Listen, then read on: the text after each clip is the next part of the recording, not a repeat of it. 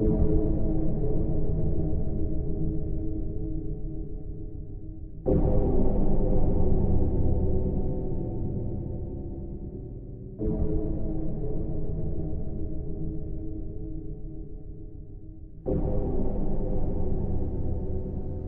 me and my troublemaking friends were 13 years old, one of the many rowdy and mischievous things we would do would be Saturday night ding-dong ditch sessions.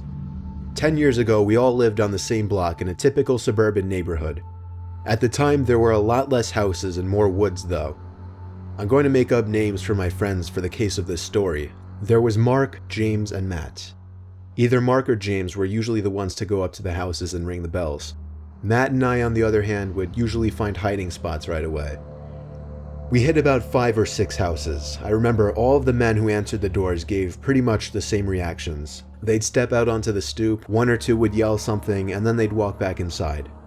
For a couple of houses, we'd ring the bell again for a better reaction. One guy yelled he was calling the cops the second time, so when he shut his door, we all booked it down the street and went to the next block over. As I mentioned, 10 years ago in this neighborhood, there were patches of wood sitting where houses sit today. On the next block over, there were a few patches of wood surrounding some of the houses, and the houses on this block seemed to be more unkempt. The first house on the block was across the street from a patch of woods, which made for a perfect hiding spot.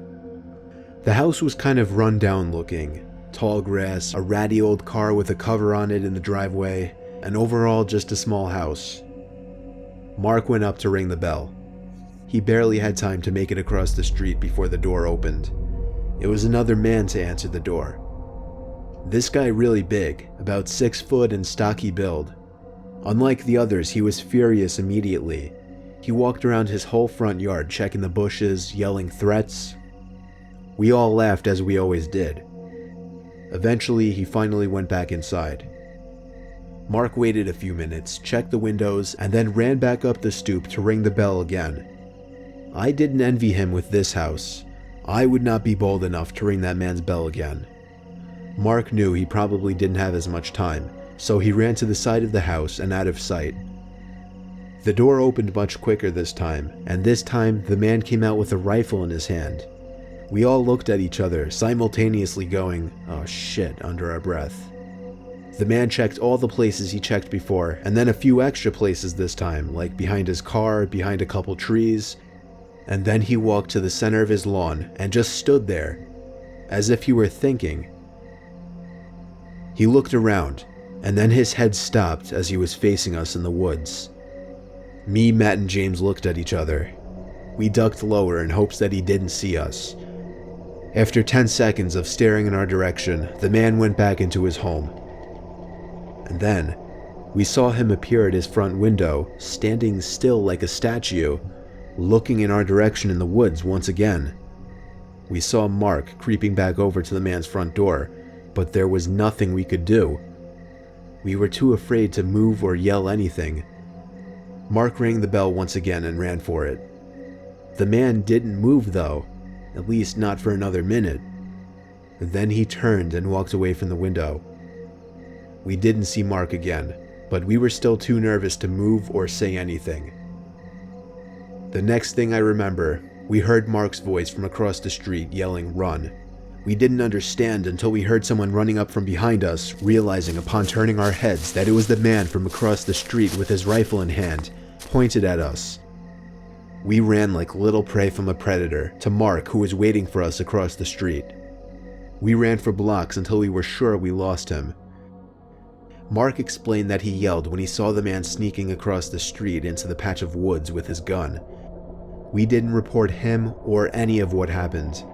We just told a few friends and that was it. Luckily the house was many blocks from us, so we never really had to pass it again.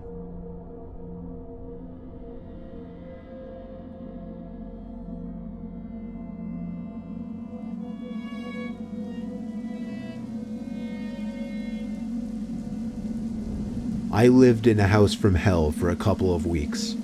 I was a college student, and my parents were paying for a house for me to live in. I'm spoiled, I know. Well, the house was modest, nothing fancy or huge, and I was happy with it. Well, for the first few days anyway.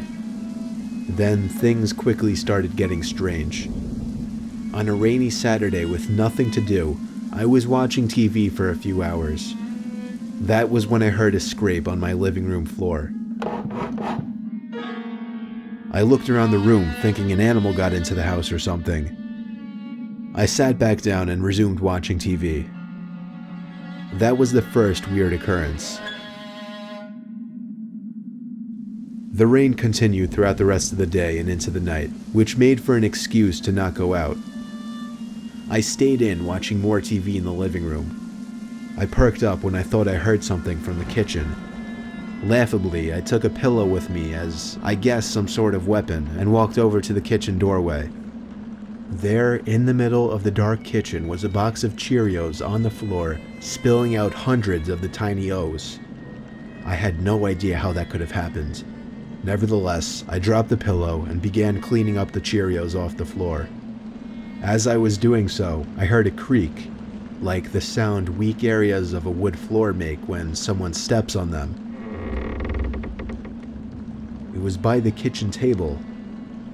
I looked up, but nobody was there. I knew I was going crazy now. Every little sound must have been making me paranoid. I cleaned the Cheerios and went back to watching TV. The thunder outside was getting louder as the bulk of the storm seemed to be passing overhead. Yet I found it to be strangely relaxing. That was the last thing I remember, appreciating the sound of the storm outside, before waking up from what seemed to be an hour-long doze.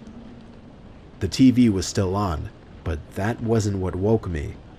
I remember believing I woke up to a bang or thud from downstairs. Regardless, I turned off the TV and marched upstairs to bed. The next day was normal, as was the day after that. It wasn't until the next gray, rainy day that strange things started happening again. I woke up in my bed that morning feeling like I had been drinking all night the night before. I felt sicker than I'd ever felt with any hangover before. I didn't do much walking around that day. The gloomy dark weather only made me more bedridden. I left the TV in my bedroom on all day just as background noise, with a garbage pail by my side in case I had to puke. At midday, I muted the TV after hearing sounds coming from above me.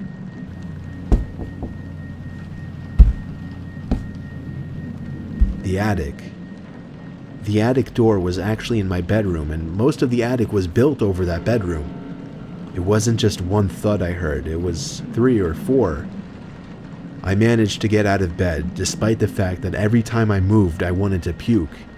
I pulled the string to the attic door down, took one of my old baseball bats with me, and climbed up the steps. I pulled the light switch down to light up the attic. There were a few old boxes that must have belonged to the previous owners scattered about, but I couldn't see any living things to produce those noises. I climbed back down quickly because I was kind of scared of that attic. There were no more noises. Until that night. I woke up to, at first, what I thought was thunder, still feeling a bit sick. The familiar sound of a thud from up in the attic gave me chills. I pulled the string to the attic door back down, took my baseball bat once again, and climbed up the stairs. I made myself angry and screamed in the most intimidating voice I could, but before I could turn the light on, I heard the sound of a child giggling in the pitch-black attic. Words cannot describe the feeling of weightlessness, the feeling of my insides dropping inside of my body, the fear that I felt. The word fear is not enough to describe what I felt at that moment. I was out of that house so fast I don't even remember running. I called my dad in the cold rain and asked him to pick me up. I explained everything the best I could. My parents saw how emotional I was about this, and in a weird sense, I think they believed me. I packed all of my things up with my parents the next day, and moved back home.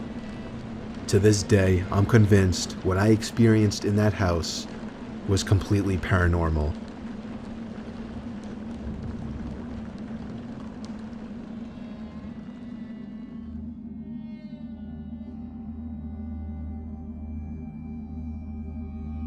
I used to work as a maid for some old lady for a couple of weeks when I was 20.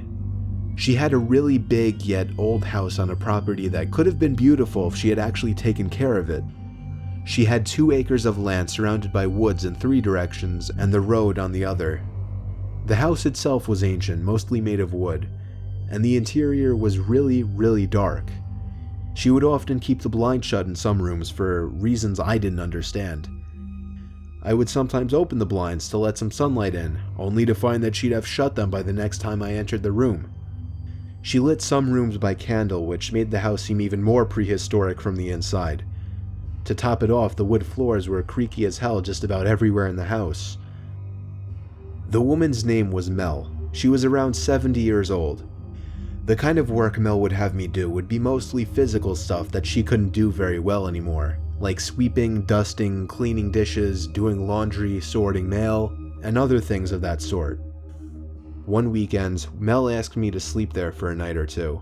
The house had like 4 bedrooms, yet she lived alone, so it wasn't an issue.